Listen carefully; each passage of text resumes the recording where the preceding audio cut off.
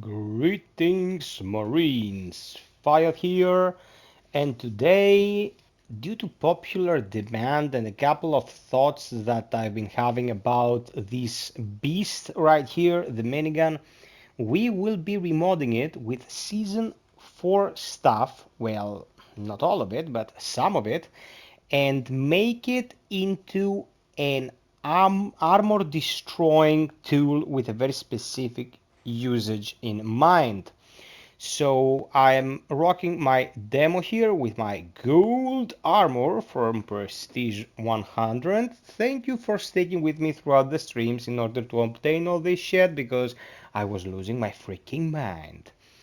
We will mod this thing bypassing the fact that it's a bit suboptimal when it comes to damage to provide as much utility as possible. Without further ado, let's get to it.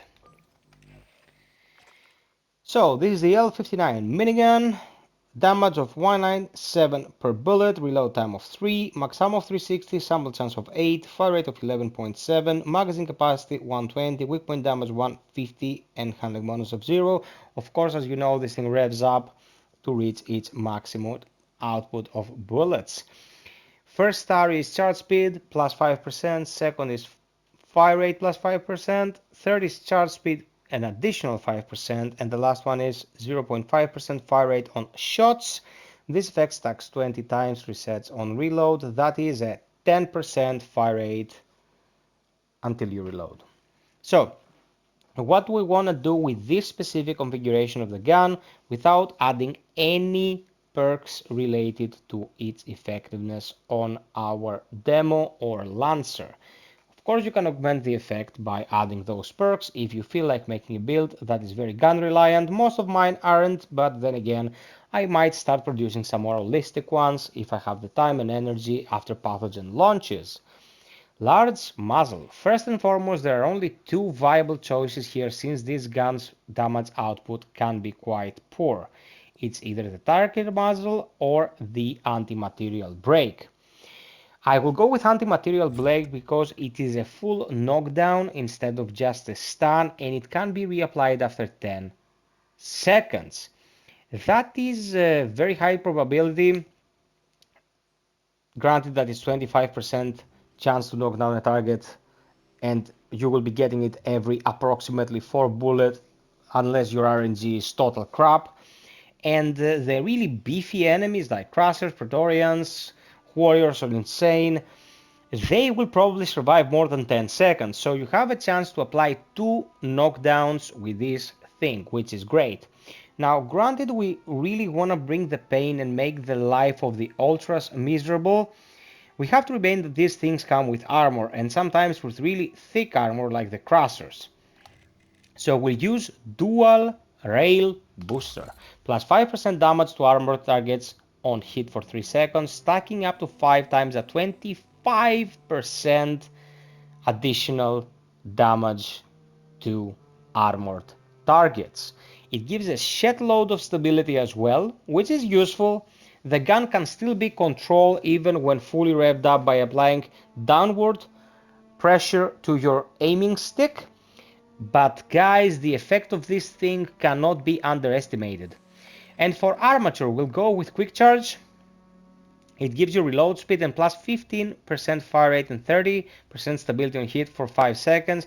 This effect does not stack. That means that as long as you keep firing, this will keep refreshing. You still get it all the time unless for some reason you stop applying pressure, which is something you really shouldn't do if you're being approached by an Ultra. What we want to do here with our build is make sure that we don't have a downtime of more than 5 seconds. The additional reload speed of quick charge armature brings the reload time down to 2.4. If your gunnet on overclock is using improved bending, that will bring your reload speed down to a ridiculously small amount of time, and you will never lose these effects whilst you're laying down on big enemies that can take a lot of hits. What is the plan with this whole configuration now? Until Material Break will stun, or better to use the technical term, knock down the Ultras and Each one of them with sustained fire will be knocked down 1 to 2 times according to how good your DPS is, what distances you're fighting over, and all that stuff. Then you want to strip them of their armor with dual rail booster.